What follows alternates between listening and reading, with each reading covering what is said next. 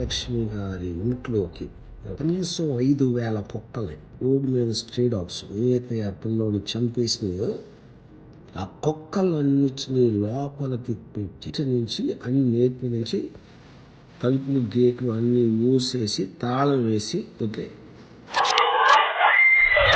కుక్కల దాడిలో అభం శుభం తెలియని బాలుడు ప్రాణాలు కోల్పోయాడు. అంబర్పేట ఇండల్వాయిలో 4 ఏళ్ల బాలుడిపై కుక్కలు దాడి చేశాయి. తీవ్ర గాయాల పాలైన బాలుడు చనిపోయాడు. రీసెంట్గా సుప్రీంకోర్టు డాగ్స్ కంట్రోల్ మీద ఒక సెన్సేషనల్ తీర్పు ఇచ్చింది. దీన్ని తీర్పు అనడం కంటే వార్నింగ్ అంటే బాగుంటుందేమో.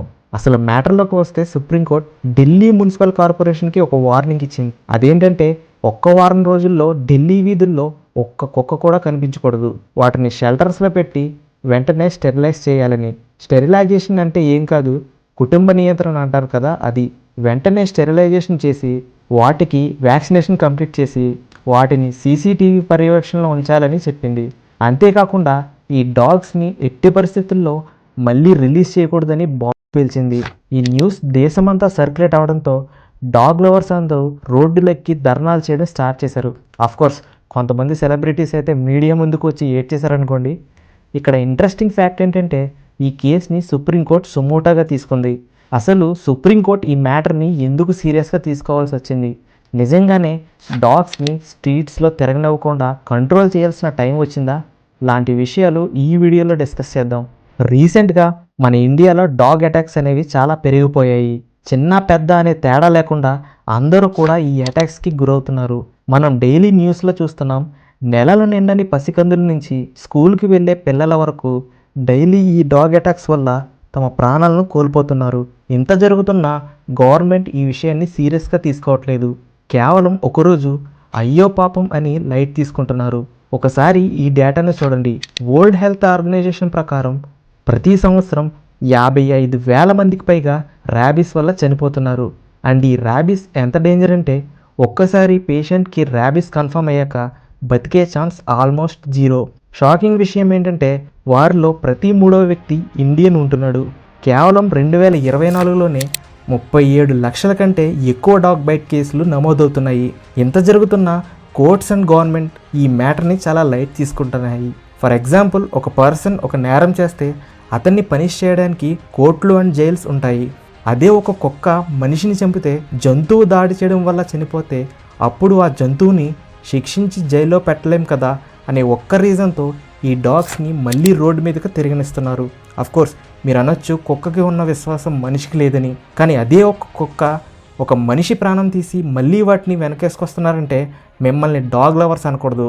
కేవలం మన ఇండియాలో మాత్రమే కనిపించే ఈ డాగ్ అటాక్స్ని వేరే కంట్రీస్ మనకంటే బాగా కంట్రోల్ చేస్తున్నాయి. ఎందుకంటే వాళ్ళు అక్కడ మనిషికి ఇచ్చే వాల్యూ అలాంటిది. ఫర్ ఎగ్జాంపుల్, అమెరికానే తీసుకుంటే అక్కడ యానిమల్ కేర్ సెంటర్స్ని ఎస్టాబ్లిష్ చేసి స్ట్రే డాగ్స్ని కేవలం షెల్టర్స్లోనే ఉంచుతారు. బ్రిటన్లో అక్కడి local government dog warden service ద్వారా డాగ్స్కి మైక్రోచిప్ పెట్టి మరీ ట్రాక్ చేస్తుంది. ఇంకా జపాన్లో అయితే యానిమల్ వెల్ఫేర్ లాస్ కఠినంగా ఉంటాయి. ఇన్ కేస్ అక్కడ డాగ్ అటాక్స్ చేస్తే వాటిని డేంజరస్ డాగ్స్గా కన్సిడర్ చేసి వాటిని చంపే హక్కు కూడా ప్రభుత్వానికి ఉంటుంది. అఫీషియల్ డేటా ప్రకారం కుక్కల సంఖ్య 1.5 crores ఉంటే ఎన్జిఓ లెక్కల ప్రకారం మన దేశంలో 6 కోట్లు కూడా కావచ్చు.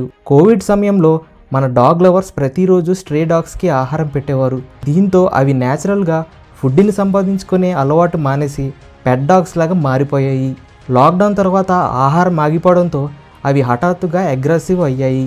అంతేకాకుండా ఎవరైనా రోడ్డు మీద ఆహారం పెట్టే ప్రదేశాన్ని కుక్కలు తమ టెరిటరీగా భావిస్తున్నాయి. అటువైపు వెళ్తున్న వారిపై దాడి చేయడం మొదలుపెట్టాయి. సాధారణంగా డాగ్స్ అన్నీ కూడా ఒక పర్టికులర్ ఏరియాని ఫిక్స్ అయ్యి అక్కడ ఉంటాయి. ఒక డాగ్ గ్రూప్ ఇంకో డాగ్ ఏరియాకి వెళ్ళవు. ఒకవేళ వెళ్తే అప్పుడు అవి అటాక్ చేసుకుంటాయి. సరిగ్గా ఇదే మనుషులను కూడా అటాక్ చేయడానికి మెయిన్ రీజన్. 2022లో బాంబే హైకోర్టు నాగ్పూర్ బెంచ్ ఒక ఆర్డర్ పాస్ చేసింది. స్ట్రే డాగ్స్కి ఆహారం పెట్టాలంటే ఫస్ట్ వాటిని దత్తత తీసుకోవాలి. అదే పబ్లిక్ ప్లేస్లో ఫుడ్ పెడితే 200 రూపాయలు ఫైన్ కట్టాలని చెప్పింది. ఇప్పుడు సుప్రీంకోర్టు నుంచి ఆదేశం రావడంతో యానిమల్ లవర్స్, రాజకీయ నాయకులు, పెటా లాంటి సంస్థలు మండిపడుతున్నాయి. రీసెంట్గా రాహుల్ గాంధీ కూడా దీని మీద ఫైర్ అవడంతో ఈ టాపిక్ సెన్సేషనల్గా మారిపోయింది.